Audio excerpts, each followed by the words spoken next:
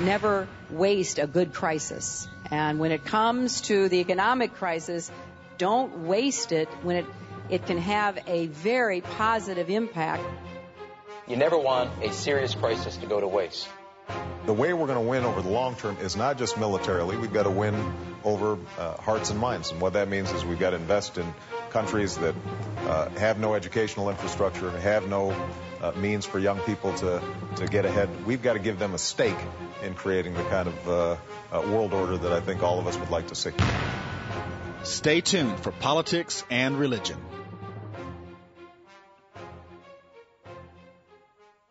Well, exactly what we thought would happen has happened because of the additional sanctions that the world community has levied against Iran.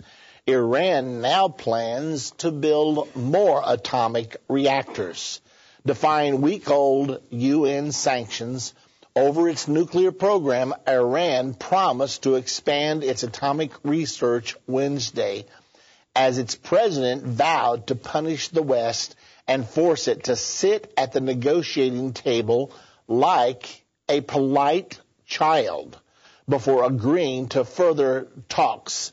Now, you know the background.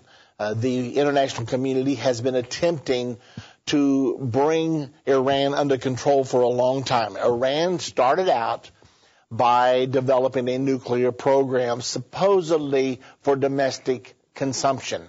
However, it was found out that Iran really was running a parallel program to develop nuclear weapons.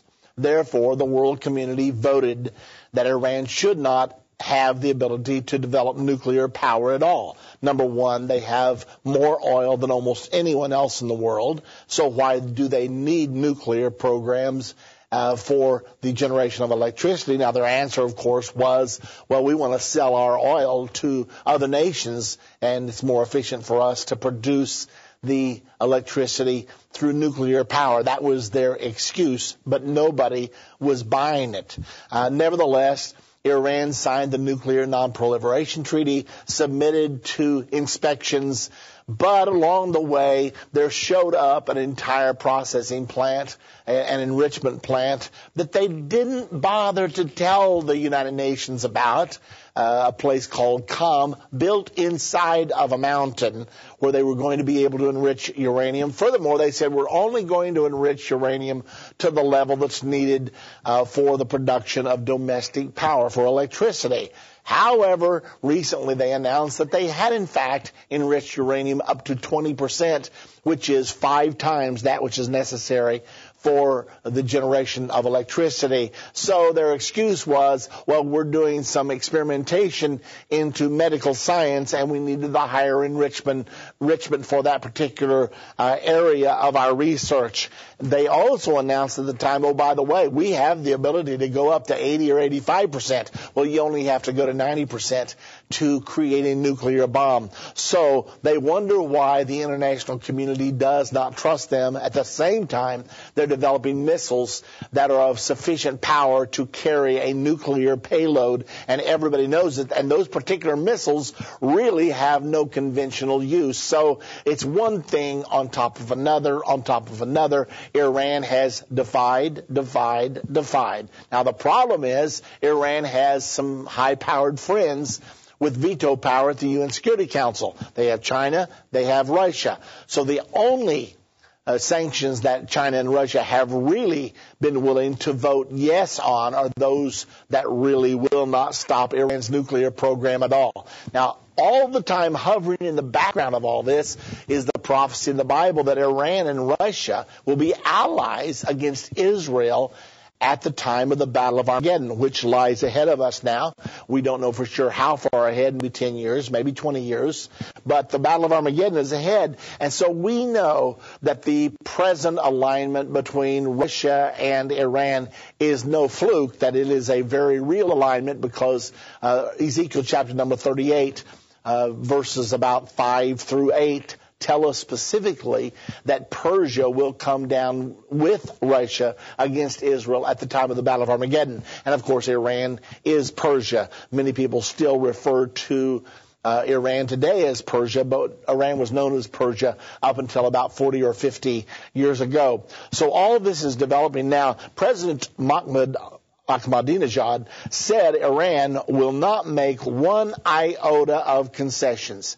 He said he will soon announce new conditions for talks with the West, but first he wants to punish world powers for imposing sanctions. Now, how do you punish world powers? You do it by enriching more uranium and moving closer and closer to the possession of a nuclear bomb. And it's their fault you're doing this because you have to punish them to teach them a lesson. So that's what's going on right now in Iran. Now, the big question is, will this lead to war?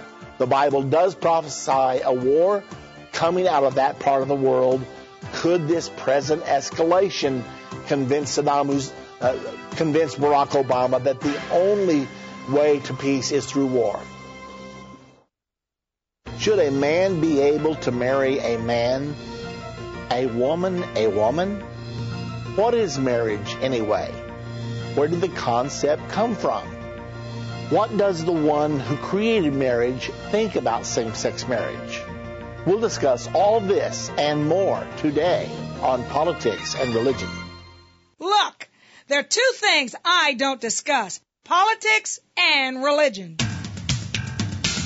In my house, we don't talk about politics and we don't talk about religion. I'll talk to you about anything except politics and religion. I never talk about politics and religion. Politics determines how we'll live here on earth. Religion determines how we'll live forever. I'm Irvin Baxter. I think it's time we talk about it.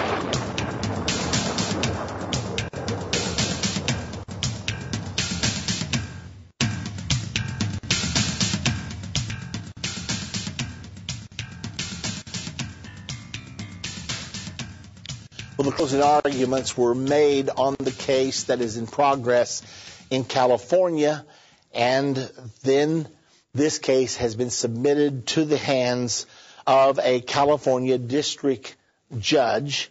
And I'll try to bring you his name here in just a moment because it's pretty important. This particular man is reported to be a homosexual, and he has been asked to rule on the vote taken by the people of California. They voted, I think about 8 million people voted, and they voted that marriage should only be between one man and one woman, and they voted that this was to be a constitutional amendment. So the Constitution of the state of California says that marriage may only be between one man and one woman.